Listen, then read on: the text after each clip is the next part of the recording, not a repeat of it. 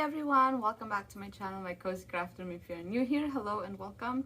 So in today's video we are going to be talking about Facebook Destash groups, because I know I mentioned that many times. I was supposed to publish a video today regarding where I buy my supplies from, but I thought, you know what, maybe before I publish that video I should talk about this Facebook Destash groups that I mentioned a lot in that particular group video and in my previous videos, especially the whole videos. I mentioned the Destash groups left and right. So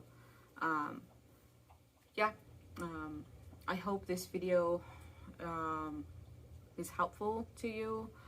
If you've never purchased from Facebook groups before, for maybe like, you know, hesitation, things like that, I hope this video will help you to, you know, give Facebook Destash groups a try. Before I get started, I don't know if you guys can hear that water bubbling noise. That is from my Beta Tanks tank. Anyways, yes, I don't know if I've introduced Min Min to you guys. She is my newest beta. I've had her for a while now, because I know I made a video of Boitano. Boitano passed away a couple of months ago, and yeah, so I ended up with a new one, and yeah, she's my craft buddy or my work buddy. So yeah, I will introduce her to you all really soon, probably next week. That's really soon. So yeah, that's what that noise is from, that bubbly noise. So anyways, let's start. So if you're not familiar with Facebook Destash groups, they are like buy and sell groups. You know, you can buy things in there, you can sell things there, but I will, by the way, leave the links down below to the Facebook Destash groups that I'm a member of. I used to have a couple of them. I used to be a member in a couple of them, but some of them have been not so active recently. But I think at least I have, I don't know, 7 or 8 Destash groups. By the way, I'm not talking about particular supply groups. This is just Destash groups in general. Okay, so like bow making Destash groups, fabric Destash groups, things like that. Not like a particular seller Facebook groups. Those are a different topic or for another video. So I'm gonna try and keep this as short as possible, and I'm probably gonna fail. So anyways, so if you are into jewelry making, I will not have a link for you for that specific Destash group because I'm not a member of any of them. I used to, but not anymore, because I am focusing on my bow business. So you can just easily type them in on your Facebook. Just type jewelry Destash groups, and you know, it will give you a bunch to choose from. I'm not saying don't join the small groups, because you know, there are always groups that start small and become successful later. But if you're just starting, go for the one with a lot of members already and established, and then, you know, you can later explore even more. But as you are just starting, go for the one that is already, you know, out there. And then when you join the groups, make sure you read the rules, because each groups have their own group rules, and if you don't abide by those rules, they will kick you out. Some of them even ask you specific questions, and if you fail to answer them, they won't allow you in. So what else? Yeah, so pros on Facebook Destash groups: great prices. And by the way, it's like a very common misconception that Facebook Destash groups are like used materials. They're definitely not. I mean, there are some example. Somebody is selling their, bow making supplies, and let's say they are using faux leather for their bow. Some of them might have took a piece of the sheet, and yeah, that is considered, I guess, a used, because it's not a full sheet anymore. But guess what? The price is pretty good. It's probably gonna be like, I don't know, 50 cents or under $1, instead of paying a full sheet for $4.25 or $3.50, that stuff. So it's still a good deal. But what I'm trying to say is, it's not always used materials. It's not always unwanted materials. Sometimes people destash their materials or tools because, one, they need the money, they are getting out of the business, they don't have time anymore, or they are switching to a different niche. So, instead of throwing your bow supplies, why not sell them? So yeah, it's a pretty good place to start. And yeah, like I mentioned, good prices. Next one is variety. It's pretty big. There are groups that you can find everything from bow making, from clothing, like if you want to get into making dresses for girls, what else? Bummies, those are very popular right now for babies. If you're into jewelry making, scrapbooking, things like that, there are groups that you can find all those supplies in one place. You don't have to be a member in multiple groups. What else? You can find suppliers in Facebook Destash groups. That's where I found most of my suppliers now, that are not outside the US, because I can get my materials a lot faster. So, example, this die here, I found the seller from a Destash groups, but I ended up purchasing this hair clip die from her website, because some people will post, you have supply seller that will post their materials on Facebook Destash groups for a discounted price. Either they're having a promotion, or they're doing or they're just like, they just want to make sales. That doesn't mean that it's things that they don't want anymore. I don't know, I just don't know why people think that Facebook Destash group is nothing but unwanted materials. It's silly, in my opinion. You can also find finished products at a wholesale price or material cost. So what else? Good deals, good variety. You can find a supplier. I have a list here that I tried to make, that way I don't go off topic so often. Oh yeah, helpful people. So if you don't know, if you're just starting out and you want to get into something specific, like maybe sewing. You want to make baby bombers and you don't know how, so you buy the materials in there and you want to explore more, like, hey, um, do you know a group or something that I can join to learn more things, stuff like that. You know, you can post those, but like again, like I mentioned, read the group rules, because some of them will not allow you to post those. Some of them are very straightforward. You sell and you buy, there's no chit chat in between. And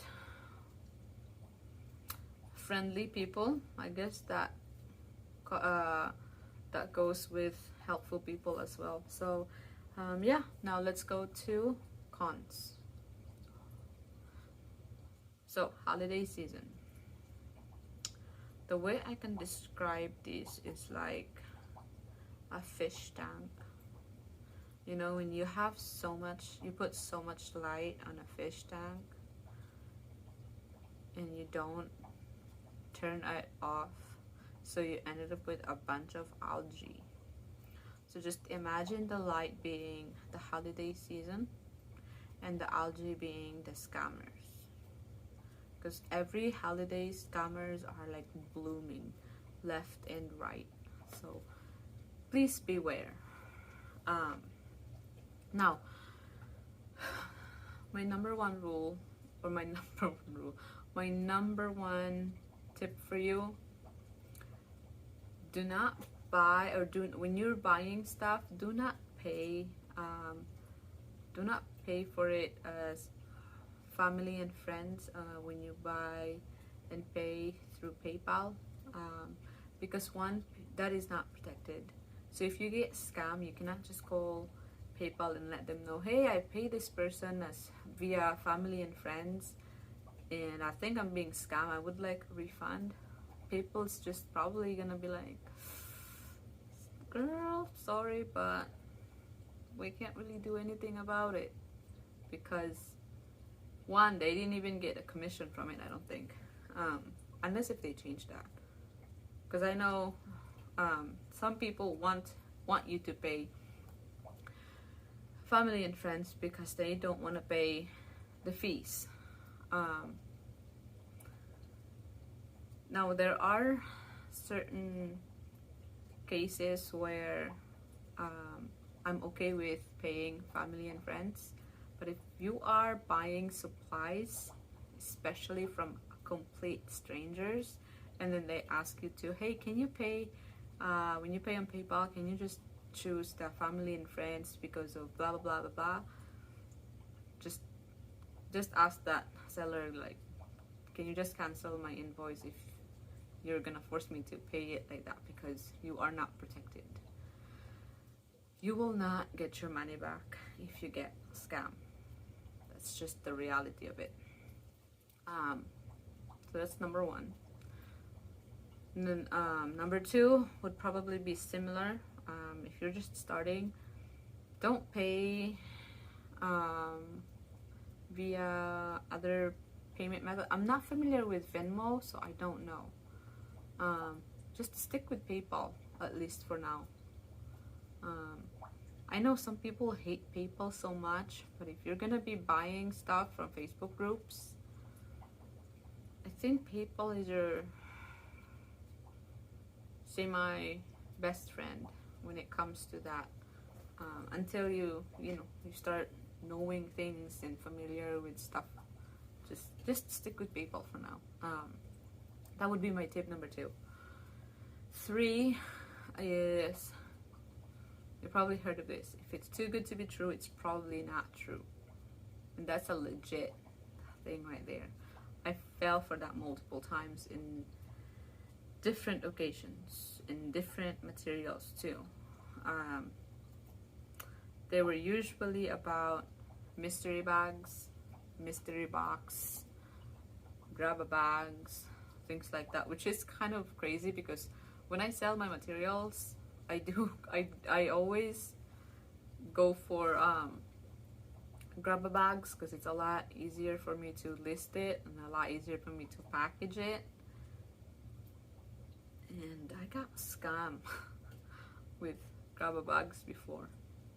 It was just like, you know, newbie mistakes, I guess. Like, can you imagine somebody selling you a 200 worth of ribbons for only 50 bucks, includes shipping? Yeah, I fell for that. So yeah, if the price is too, how should I say this, if it's too cheap and then the seller is not really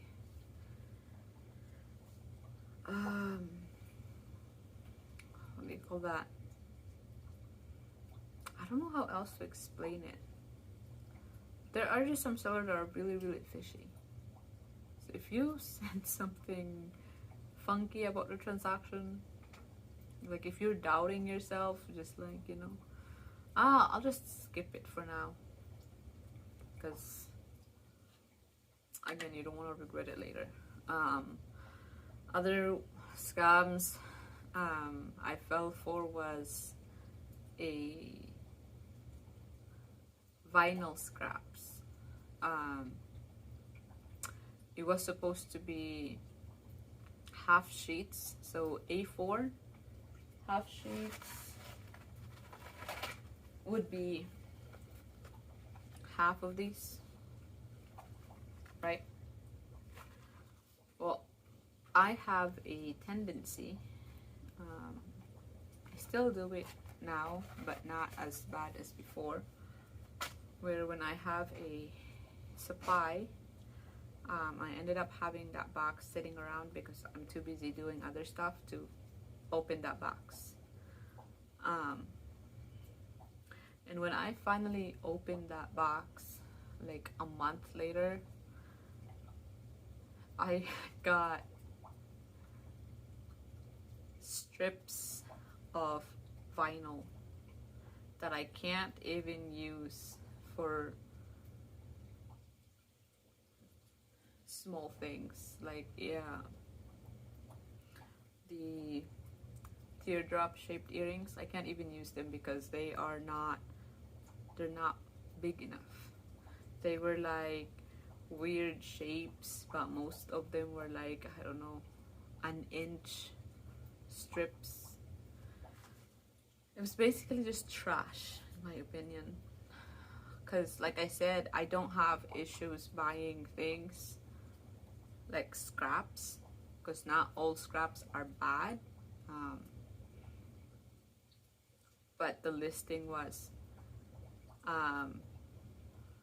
half sheets of A4 vinyl, and last time I checked, half of 8 by 11 is not 1 inch by 6. So yeah, it sucks, but it happens. So what else? Shipping.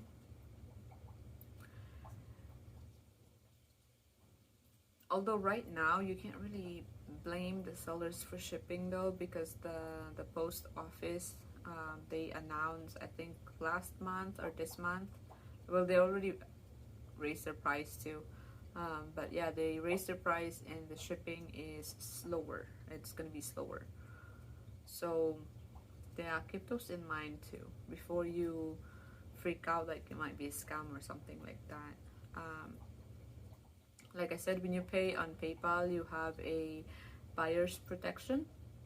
Same thing goes with seller as well, but as a buyer, you are covered. So you have, is it 90 days that you can file a claim if something's not right with the transaction. What else? I'm forgetting things. But yeah, I think that's pretty much it. Yeah, the big thing is do not pay products as family and friends. Like I said, you're not gonna be covered. You're not gonna get your money back if something goes wrong. So yeah, I hope this video is helpful. If you do like the video, don't forget to give it a like. Check out my other videos, and if you like some of them and would like to see more in the future, don't forget to subscribe, maybe share. And yeah, I'll see you guys later. Bye.